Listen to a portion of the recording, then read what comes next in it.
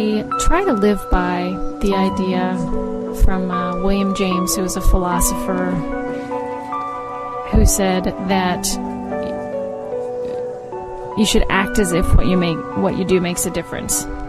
So I have that down as what I live by. Act as if what you do makes a difference. I am challenged by that right now. My friend Steve, who is the father of my son's best friend, is going to be going to court for a peace action on Tuesday, and I support him in that, and yet I hear how hollow it sounds if I say thank you to him for his action, because really, if I support him in his action, I should be out doing actions like that.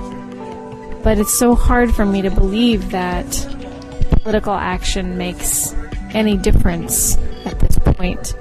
And so I've been thinking about it in the last couple of days that you should act like what you do makes a difference. And he does that. He acts like what he's doing makes a difference.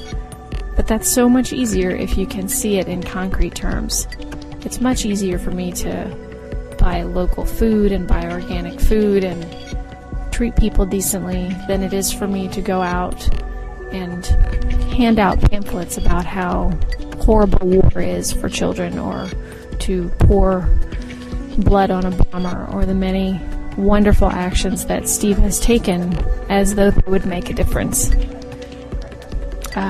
So I'm challenged by that philosophy and kind of wondering what direction it should take me.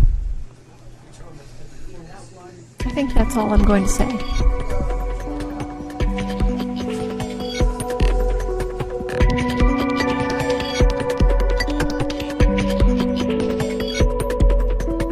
Most people, no matter what faith or lifestyle choices they've made, believe in some form of karma.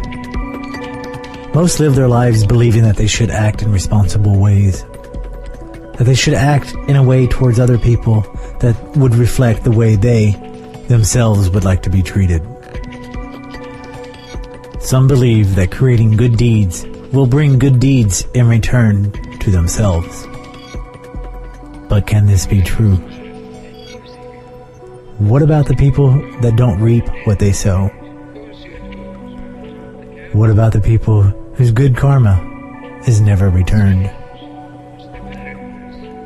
Today, we hear stories from one individual whose karma has never returned in this episode of Zombie Popcorn Stories, Lost Karma. Basically, I just wanted to share a few stories from my life because ever since I can remember from being a little girl, just the most strange things have kind of sought me out. And, you know, since I've been an adult, I've even, seen a few different psychics, and every time I walk in, they're like, something is strange about you. And they always tell me, you need some kind of strange spiritual healing, because there's just something very off about you, and the way that your chakras are aligned. And I don't know, you may not believe in that stuff and whatever, but it's hard to explain. So I'm just going to kind of go into a few stories from my life that I think are somewhat entertaining, somewhat relatable, but it's just kind of hard to believe that these things all happen to one person. To kind of give you a little bit about me, I'm not one of those people that you know a lot of people from high school or college that are real rambunctious and like to go out and cause trouble and, you know, are real spontaneous, but I am the opposite. I'm really low key. I'm, just polite and keep to myself a lot, and yet these things still kind of seek me out. I'm not a risk seeker, whatever, but it's just kind of strange. So I'm excited to share a little bit of that with y'all. Strange people would always come into my life. When I was in 6th grade specifically, I remember I was at home and I was sitting on the couch, and the phone rang, and my mom was like, "Christine, the phone's for you." And I answered the phone, and it's this man, this older man, this deep voice, and he's like, "Hi, Christine. My name's Jesse. Do you remember me?" And I'm like, "Who?" You know, not having a clue. I'm 12 years old. And he's like, "Yeah, remember me when last year when we met by that fountain and you gave me your number and you told me to call you. Remember me, baby? And he's going on and on, like, trying to be slick. And I'm really starting to get horrified. I mean, I'm 12 years old. Like, who is this man calling? And I'm like, I don't know who you are. And he says, yeah, I know who you are. Your parents are and you live at, such and such address in Michigan, and you go to this middle school. And he just knew all these things about me, and it was horrifying. And I was really scared, and I just eventually hung up the phone, and he never called back, and nothing ever happened. But that was just, I mean, what 12-year-old does that happen to, And I kept thinking, like, did I really meet this person? Like, what happened? And that was, like, the real beginning that I can remember of. Ever since that happened, things have started, people started coming into my life, and things started happening that I couldn't explain. It almost feels like every time I'm in a room, something kind of goes wrong. Or if when I was in high school, my band teacher, whom I loved with all of my heart, ended up being a pedophile and getting arrested for raping his children, which was awful and sad. And then my show choir teacher, whom I also loved, got kicked out of school because he got caught watching girls change their outfits behind the show choir. And we get a new show choir teacher, and I'm excited. And shortly after I meet him, we're in the back and going over some music, and he starts talking to me like all creepy, and he's this disgusting, huge, awful looking man, and he's like, and I said, oh yeah, I'll practice this tonight. And he was like, tonight when you're at home? And I was like, yeah. I'm this innocent, like 14, 15-year-old girl. And he's like, what do you do when you're home? And I was like, I don't know, hang out with my friends or whatever. And he's like, so, reminding you, this is me and him backstage by ourselves. He's about 400 pounds, and I'm like 15. And he's like, so when you go home and you're by yourself and it's late at night, and what do you do? And I'm like, excuse me? And he's like, oh, come on, don't you just, like, let loose? You ever, like, play with yourself sometimes? And I was just like, what? And I was, like, all, like, upset and confused. And he was like, oh, I'm just kidding, when he could tell I was uncomfortable. And my mom gave him a piece of her mind the next day, and he promptly got fired, which is good. So basically after high school, I go to college in a city close by and get my, go in a dorm room, get my own apartment, whatever. And my boyfriend in high school was a terrible person whom I hope dies somewhere in a gutter, and was really mean. And, after that finally ended, when I went to college, I'm like, okay, cool. Now, I'm a free woman. I'm out of this bad relationship. I'm ready to experience dating like an actual person, because all my friends in high school had dated all these cool guys, and it was fun, and everyone's talking about all their first experiences and everything, and all these cool things. And I'm like, I want to have a fun dating life too, And so I have a couple boyfriends in college whom I guess it's the typical run-of-the-mill, fine, but doesn't work out, and ultimately end up being jerks and end up breaking my heart and whatever. And that's not really a weird story. Those are more just sad, so I'll spare you the details. But when I get out of college, I get broken up with after a relationship that lasted about 2.5 years. And I moved to Norfolk, and I'm, becoming my own person. I'm an adult, and first time I've been single in a while, and I decide, I'm really going to take things into my own hands, and I'm going to become, independent, and I'm going to just go out and, grab the bull by the horns and go and find men, and I'm going to start dating. And I've never really dated before in that way, so I'm just going to do it. And I decided to make it my mission to, like, go on blind dates, to meet people, and I tried super hard. And I went on a very large amount of dates, but I think mostly none of them ended up with a second date, because they were all so horrible. So basically, you'd think, I probably met 30 different men or so during this experience that I will tell you. And I will just give you a few of the highlights, because they're entertaining, I think. They were not at the time, but they are now looking back at them. But, so the first blind date I go on is this guy. His name's Todd. And I'm like really excited. First blind date. It's going to be awesome. And I had met him online. I had joined Match.com because I'm thinking I'm going to be all progressive and meet people this way. And his online profile or whatever is lovely. He's saying that he owns a restaurant. His name is Todd. He's 27. And he has a great condo in Virginia Beach, and like just all these lovely things. And I'm excited, so I go and I meet him, and he's like, what's up? And he tells me that he likes to go by the name Toodles. So I'm like, oh, thinking in my head, I will not call this person by this name, but whatever. So I continue calling him Todd, and he insists, no, you can call me Toodles. And I'm like, oh my God, this is strange already. Okay, and then, 5 minutes into the date, he starts telling me that everything that he told me on his online profile is not exactly true. Instead of being 27, he's like 35. Instead of owning a restaurant, he's a dishwasher at a go-go bar. Instead of owning a condo in Virginia Beach, he lives in his mom's basement in Newport News. Like, just all these things that are just so weird. And I'm like, why are you lying, one thing? And number two, why are you telling me all these lies? I mean, if I'm this guy, like, he wasn't bad looking, I would play it up for a while. Like, why, if you're gonna play it the whole way, don't you gotta commit, but I was just like, okay, Toodles, peace, I'm out, not fun, like why, and I was just like, that was just a weird experience, but they only got worse, and every time I said, no, the next one will be better, so out of, the 30 or so, a couple examples, the next big blind date I went on was this guy named Scott, and I get there, he's really good looking, and I'm like, oh good, this is gonna be fun, and I sit down, and Scott says, so, you've been doing this long? And I'm like, doing what? Like all perky.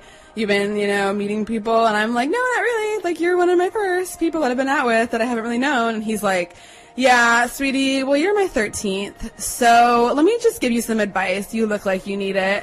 And I'm like, excuse me?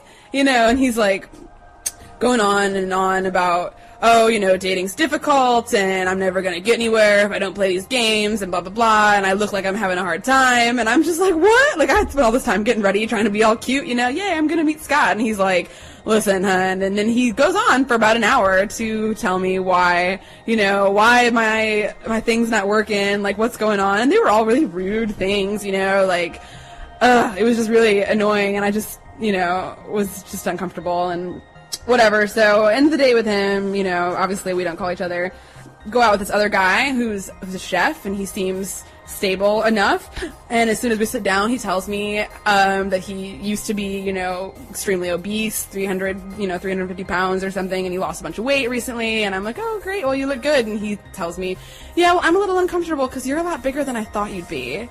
And I'm like, what? Like, coming from a man who used to weigh 350 pounds, I don't think I look so bad, And I'm just like, what? He's like, well, I just mean you're tall, too. It's just like, I don't know. And he, gets real nervous, and he's just like, I don't know. I don't really like, bigger women. And he's going on, and I'm just like, what? And he's, really uncomfortable, and I'm just like, okay. Dude, I don't know. I always think that, people that are, once was fats are always, really happy to, be on dates because they're, they still have bad self-esteem, but this guy was not your typical once was fat. And my favorite highlight of those horrible dates, was this dude, I think his name was Sean, if I remember, or Seth or something. I don't know, I try and not remember, the night, but we'll recount it for you. So, I get to this restaurant. Oh, another guy one time just didn't show up twice when we made plans. That sucked. I gave my number to the cute waiter, but he didn't call either. So I'm meeting Sean, and I get there, and it's kind of bad weather, and he's an hour late. But he calls the restaurant. I'm going to be there soon, which is why I wait. So I wait, and I wait. Finally, he shows up, and I'm, really annoyed, because I'm already been there an hour, it's late. He gets there. He sits down across from me, and he's just, slumps down in his chair, doesn't shake my hand. He's just like, oh, hey. You can tell he's super disappointed to see me. And I'm like, hi, Sean, my name's Christine. Trying to be nice. And then he, looks, there's a TV, because we're kind of in, a bar restaurant. There's a TV, far above my head. He's like, anything good on TV? And starts kind of watching the tube. And he's like, oh, cool, Tiger Woods, love him. Talking about the TV. And I'm just like, okay. So what do you do? And trying to be, and he's just like, yep, I do this. Yep. Super annoyed. And then he's like, what do you do? And I mentioned, I work at PETA. I'm a vegan. And at first he's like, oh, I'm not going to order anything. You can tell he just wanted to kind of get the hell out. And then I said, I'm vegan. He goes, really? And then he's like, excuse me, waitress, can I get a cheeseburger, rare? And I was just like, what the fuck? Are you seriously doing this right now? And going on, and it's just a really shitty night. He's an asshole. He's obviously doesn't like me. We're not meshing. He's not asking questions. He's just being a dick. And finally, I'm like, okay, you know what, Sean? I'm just gonna get going. And then he puts his arms on the table, and he's like, listen. So I'm just not even gonna pretend like I'm gonna move away or like I live somewhere else. I'm just gonna tell you, I'm just not interested. And I was like, what part of me saying I'm about to leave makes you think I'm interested, you know? And like, why would you even lie about moving away? Like, it's such a weird thing to lie about. And he's just like, whatever, you know? And so I left and I was like, God damn it. Like, it was just, and I mean, that happened over and over again. I would meet someone, they would be semi-nice, whatever, kind of shitty, you know, we wouldn't call, I don't know, it's just a long story, but I tried literally at least 30 times. And, you know, it just didn't work out. So now I stopped looking because I'm like, you know, fuck that. It's too much work. Yeah, so I mean, overall, like, these kind of stories are just weird. Like, most of them are just kind of unfortunate. A few of them are genuinely scary, such as the stalkers and the E. coli, but it all kind of came to fruition. You know, I think it was 2008, October 2008. I had been, it was before October, I guess. I had been having some pains in my side, and I went, one day, they were really bad. I went to the hospital. They ran a bunch of tests, said nothing's wrong, go home. And I said, okay, something's obviously wrong. I don't feel well, but I'll go home. So I go home, and, they were such jerks too. They were just really not helpful about it, and acting like I was just some, you know, just trying to get attention or something. And they were like, oh, well, you must have a stressful job, you know, it's probably that, you know, whatever, just go home. And I'm like, okay. So I go home. A couple weeks later, the pain is worse and worse and worse, and I start throwing up blood, and I'm just really sick, and I'm like, you know what, I'm going back to the hospital, this is unreal. So I go back, and you know, sicker than I've been, you know, that I can ever remember, in so much pain in my side, and I'm in this hospital bed, and they take me pretty quickly. Oh, actually, sorry, before that, I get to the hospital. It starts immediately. The second I walk in the door, it starts. I get in the hospital, and I'm holding my side, and I'm, like, feeling like I'm going to fall over, and I'm at the registration desk saying, I need to be seen, it's an emergency, and this woman is about 6,000 years old, sitting at the desk, typing, like, with one finger, each little thing I say, super slowly. Name, you know, it takes her 5 minutes to type my name in, birth date, you know, type that in, social security number, and I'm just like, please, can I sit down? I'm in so much pain, you know, address, like, whatever, and I'm like, oh, God, and as I'm, like, sitting there, this poor woman, runs behind me, screaming at the top of her lungs, leaves the hospital in this, like, dash, and I'm just like, oh my God. And this 6,000-year-old woman says, oh yeah, I know, we've lost, like, 6 patients tonight already. And I'm just like, oh my God. And if I wasn't in this horrible amount of pain and throwing up blood, I probably would have gone elsewhere, but didn't have much choice then. And I'm just, like, horrified, oh God, okay, that's not good. Get called back, finally, go back. I'm there, this doctor who looks like she's maybe 17 is running all these tests, and she's like, yeah, well, it looks like you just have a tiny bladder infection, so we're just going to send you home, you know, with some drugs for that. And I'm like, no, I've had bladder infections before. This is not what that is. I'm throwing up blood. I'm really sick. She's like, no, it's just, you know, you're really stressed out, you know, it's just whatever. And I'm like, no, I mean, when I'm stressed out, I get, like, frustrated. I don't, like, vomit blood. It's not an okay thing. She's like, no, you must have just a really low pain threshold, so you just, you know, need to go home and get some rest. And I'm just like, listen, you know, I need an abdominal scan because my stomach is, like, ripping itself into, and I've been laying here for 10 hours without pain medication while you do not help me. Please give me an abdominal scan. If it's clear, you know, I'll go home.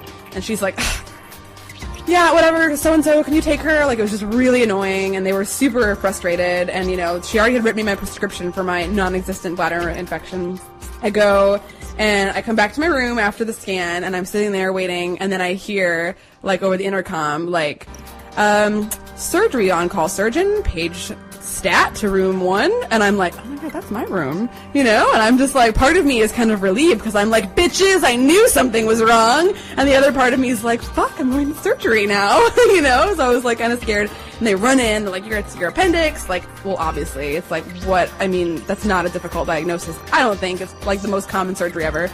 Yeah, they chose not to try that, but whatever, you know, and he's like, it's right away, we have to go right away, you know, you have to go upstairs, we gotta get you into surgery in 10 minutes, it's about to explode, it's horrible, like, it was so big that it's pressing on your bladder, which is why they thought you had a bladder infection. And then the doctor's like, oh my God, you must have like the highest pain threshold ever. And I'm like, yeah, right, bitch. That's what I thought. And so they're rolling me upstairs, and I'm just like, oh my God, no one knows I'm going into surgery. My parents live in Michigan. Like, someone has to come here. I'm super scared. So I call my friend Paula on the phone, who lives just down the street. She's a good friend. I knew that she'd be there, help me out, support me. And I'm like, I call her and I'm like, please come over to the hospital. Like, I just need someone to hold my hand before I go into surgery. They're rushing me now. Can you just run out of your house? Can you come now? And she's like, absolutely, you know, a good friend. She gets in her car. She drives right over. And I'm laying in the prep room, and they're prepping me for surgery. And I say, my friend Paula, she must be here by now. Could you please call her? She's probably in the waiting room, you know. And then they're like, yeah, okay, we'll call her. So they call her, and they come back to me, and they're like, nope, she's not here. And I'm like, yes, she's definitely here. Can you try again? Nope, she's not here. Gotta go. And that's as far as I knew what happened. Later, I find out what really happens. Paula is sitting in the waiting room. And Paula is a lovely white Australian woman sitting there calmly, and there's one other woman in the waiting room who's this elderly black woman, and the waiting room phone rings. The woman picks it up and is like, hello, and they say, you know, can we speak to Paula? And she mishears them or whatever, and the lady says, is there a Harlow in the room? And Paula says, I'm terribly sorry. Might you have heard it wrong? Could it be Paula? She's, no, Harlow. Paula's the only other person in the room. Paula's white guilt kicks in to the extreme, and she's horrified to correct this woman, and she's like, could it quite possibly be Paula? No, Harlow. And she's like, okay, sorry, terribly sorry for the mistake, you know, sits back down, and of course it was her, and I'm sitting there, like, freaking out, why is she not here? Why is nobody helping me? You know, like, what's going on? And so she ends up sitting there waiting for me to come out of surgery, so she's there for like hours. Poor woman has to rush over just to not get to see me. So I'm laying there and I'm scared and I'm like, no one's helping me, you know, and I'm just like desperately trying to connect with the doctors and have them help me. And I'm laying in the bed and I'm talking to the guy who's getting ready to put me to sleep, anesthesiologist or whatever, and there's a med student there, and he's talking, he's like, I'm a 4th year med student, this is awesome, this is my first real surgery, I'm gonna watch, it's gonna be sweet, and he's like really getting excited about it, and I'm like, I'm not super excited, you know, can we tone it down a little bit? And he's like, woo, and he's like putting on his gloves, and he's like rocking out, and he's like, I'm ready, it's gonna be great, like, he's so excited, and I'm like, oh my god. And then the anesthesiologist is really nice, and she's like, oh, don't worry, you're just gonna go to sleep, it's gonna be cool. And then she says, oh, my intern here, and I was like, oh, intern, like in Grey's Anatomy is what I say, because I love that show. And she's like, oh yeah, exactly. And I said, oh, and then they start to put the drugs into, and I see the white IV going in, and I realize I'm gonna fall asleep soon, and I say, oh, so is that, do you get that all the time? I say, it's Grey's Anatomy, like real life? And she's like, yeah, totally, like being nice. And then the med student rocks up and he's like, not really, because in Grey's Anatomy, people always live through their surgeries. And it's so annoying because it's totally not real life. And I like staring at him horrified as the IV finishes. And I'm like, what? And I can barely make it out. And it's the last thing I hear before I get knocked unconscious. And then, you know, the surgery was a success. So now I'm gallbladderless and appendixless. And apparently both were from completely unrelated problems, which is awesome. And so, I mean, really, like, these kind of things, they are weird. I have weird things happen to me. People are rude to me. People say things to me. You know, I have, when regular people have homeless people ask them for money, I have homeless people banging down my windows of my car when I stop at stoplights. It's just, those kind of things happen on a regular basis, but they also apparently are life-threatening. So it's not just like a stroke of bad luck. I think I might be cursed, but we will see, I guess. So those are my stories. Thanks for listening, and keep me in your prayers.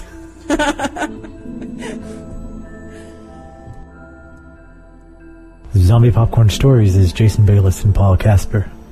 Paul Casper wrote all the music for Zombie Popcorn Stories.